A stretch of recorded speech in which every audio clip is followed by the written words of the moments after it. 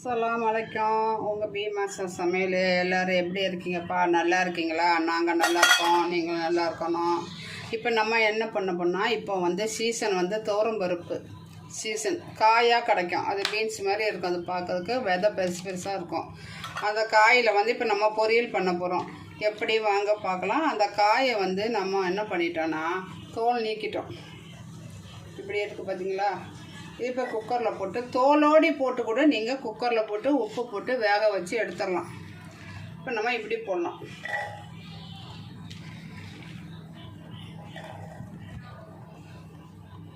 இப்போ நம்ம என்ன பண்ண போகிறோன்னா, இந்த காய் முழுங்குற தண்ணி ரொம்ப ஊற்றக்கூடாது. தண்ணி இவ்வளோ ஊற்றினா போதும். தோலோடு இருந்தால் நமக்கு பயம் இருக்காது. இப்போ தோல் எடுத்துட்டோம்னால நம்ம வந்து ஒரு விசில் விட்டு நம்ம அதை இறக்கிடலாம். அதுக்கு வந்து கொஞ்சோண்டு உப்பு பாருங்க, உப்பு போட்டுறோம். இப்போ குக்கரை போட்டு மூடி ஒரு விசில் விட்டு எடுத்துடலாம். ஒரு விசில் வந்துருச்சு. இப்போ அடுப்பை ஆஃப் பண்ணிடலாம். இப்போ பாருங்கள், ஒரே ஒரு விசில் தான் விட்டு எடுத்தேன். எப்படி வெந்துருச்சு பாருங்கள், கரெக்டாக வெந்திருக்கு. இப்படி வெந்திருக்கணும். நீங்கள் தோலோடி போட்டிங்கன்னா கவர் பண்ணியிருக்கோம். அப்படி போட்டிங்கன்னா 3 விசில் விட்டுக்கிடுங்க. இப்படி நம்ம பயிர் எடுத்து போட்டோன்னா ஒரு விசில் விட்டால் போதும். இப்போ வாங்க நம்ம எப்படி செய்யலாம்னு பார்க்கலாம். இப்போ வந்து தாளிக்க போகிறோம். நான் கடலை எண்ணெய் ஊற்றிருக்கேன். நீங்கள் எந்த எண்ணெய் வேணாலும் ஊற்றிக்கலாம். கடலை எண்ணெய், தேங்காய் எண்ணெய், ரீஃபண்ட் ஆயில், நம்ம வீட்டில் என்ன ஆயில் இருக்கோ அந்த ஆயில் ஊற்றிக்கலாம். கொடுக்கணும். இப்போ எண்ணெய் ஊற்றிட்டு ஒரு ஸ்பூன் கடலை எண்ணெய் ஊற்றிருக்கேன். கடுகு,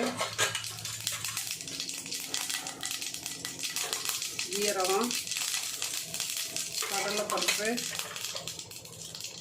உளுந்து,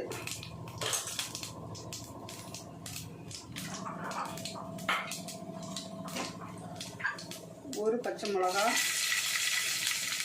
ஒரு காஞ்ச மிளகா, ஒரு இஞ்சி அளவுக்கு இஞ்சி பொடி பொடியாக நறுக்கி போடணும். அப்போ தான் இதெல்லாம் நல்லா வாசனையாக இருக்கும். ஒரு 10 பல்லு பூண்டு. இதே நம்ம போட்டுட்டோன்னா அந்த எண்ணெயிலே வதக்கிடணும். சூப்பராக இருக்கும் இந்த வாசனை. இஞ்சி, பூண்டு, கருவேப்பிலை எல்லாம் போட்டோன்னா நல்லாயிருக்கும். கருவேப்பிலை போட்டுடலாம். சிம்மில் வச்சு செய்யணும், ஏன்னா வடை கருகிரும். இந்த துவரம் வந்து நல்ல சத்தானது. மைண்ட் சத்து நிறையா இருக்குங்க அங்கே. இதுக்கு பூண்டு நல்லா வாசனை வர வர வதக்கி. இந்த துவரம் வந்து நம்ம அப்படியே கூட வச்சுக்கலாம். பூண்டு நல்லா வாசனை வந்துட்டு இஞ்சி பூண்டு தனித்தனியாக நம்ம போட்டிக்கனால எப்பவும் போல் இஞ்சி பூண்டு வாசனை வராது.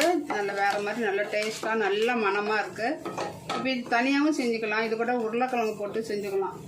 இப்போ நம்ம உருளைக்கிழங்கு வந்தோன்னா இப்படி பொடி பொடியாக நறுக்கி வைக்கும். இது போடலாம். அவிக்கெல்லாம் ஒன்றும் பண்ணல, தோல் எடுத்துகிட்டு பொடி பொடியாக நறுக்கி வைக்கும். இதையும் போட்டு நல்லா வதக்கிடலாம். இல்லை துவரைக்கு வந்து நம்ம உப்பு போட்டுட்டோம், அதனால கம்மியாக உப்பு போட்டுக்கலாம். உருளைக்கிழங்குக்கு மசாலாக்கலாம்.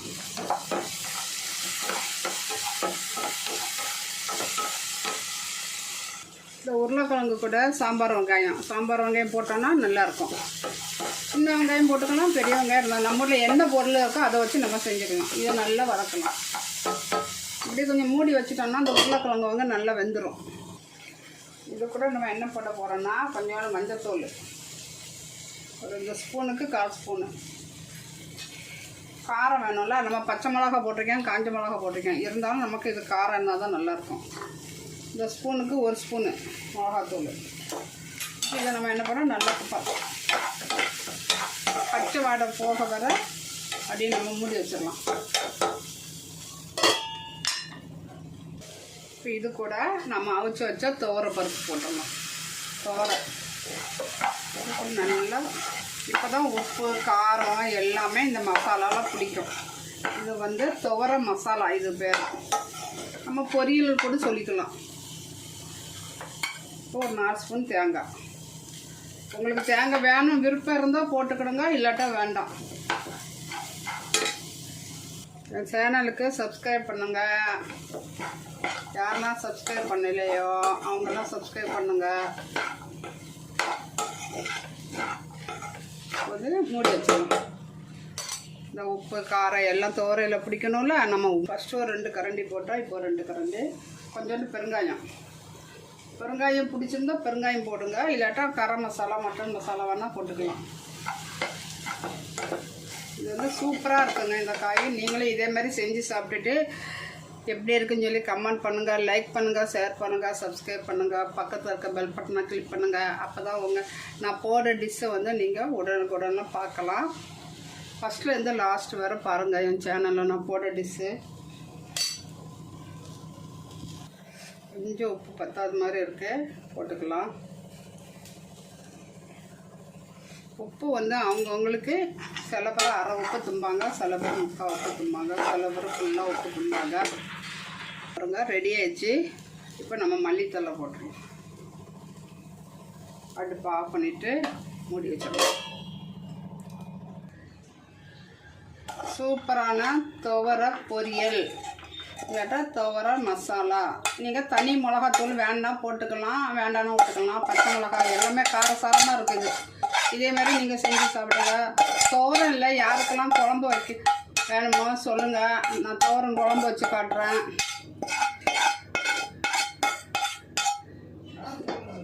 சூப்பரான துவரன் இப்போ எப்படி இருக்குது பார்த்தீங்களா? சூப்பராக இருக்கா பொரியல்? நீங்களும் இதே மாதிரி செஞ்சு சாப்பிட்டுட்டு எப்படி இருக்குன்னு சொல்லி கமெண்டில் சொல்லுங்கள்.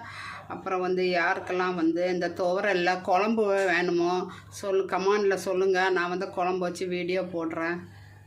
வாங்க எல்லோரும் சாப்பிட்லாம். அஸ்ஸலாமு அலைக்கும். எடு எடு எடு எடுத்து சாப்பிட்டு எப்படி இருக்குன்னு சொல்லு. சத்தமாக சொல்லு எப்படி இருக்குன்னு. கரெக்டாக இருக்கா? உப்பு காரம்லாம் கரெக்டாக சூப்பராக இருக்கா? சரி. அஸ்ஸலாமு அலைக்கும்.